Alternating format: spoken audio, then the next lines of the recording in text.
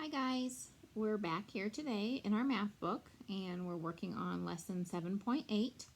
Looks like we're going to switch from money to time, which is another life skill that we need to know how to use a clock to tell time. So we're going to tell time to the hour and half hour. And the question says, how do you tell time to the hour and half hour on a clock?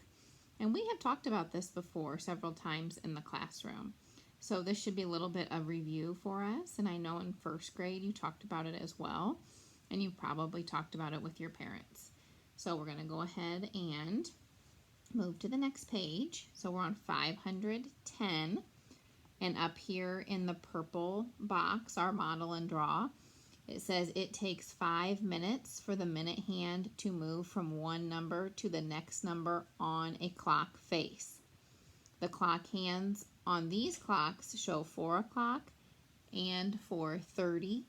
Write the times below the clock. So right here, it's showing you a clock and it's doing your jumps, and every time you get to a number, you're counting by fives. So we know when I start at the 12, that's o'clock, and I go to the 1, 5, 10, 15, 20, 25, 30. So once I get down to the 6 in minutes, that means I've went 30 minutes. That means I've went a half hour. And if I went all the way around the clock, then I would have went 60 minutes. There's 60 minutes in a full hour. When the minute hand is at the 12, that's o'clock. So this is your shorthand. It's pointing at the 4. So 4 o'clock hour. And then your minutes is at the 12, and that stands for o'clock because the time is just starting in that hour. And then once you go around halfway around the clock to the 6, the hour hand is between the 4 and the 5. It's not 5 o'clock yet, so I say 4. And then my minute hand goes to the 6, 5, 10, 15, 20, 25, 30. That means it's 4:30. The 30 tells you that the time is 30 minutes after the hour. And you can say 4:30 or half past 4.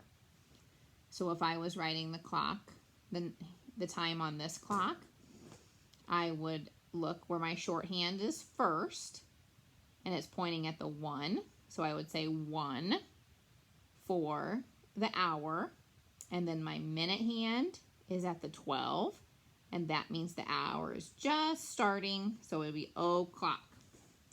So it would be 1 o'clock.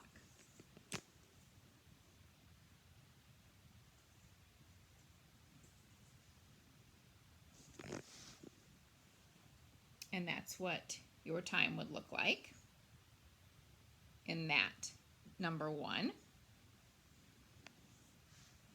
And then if I go here, I look at the minute hand, or the hour hand, the shorthand first, and I can see that it's between the 8 and the 9. It's not 9 o'clock yet, so for my hour, I would write 8.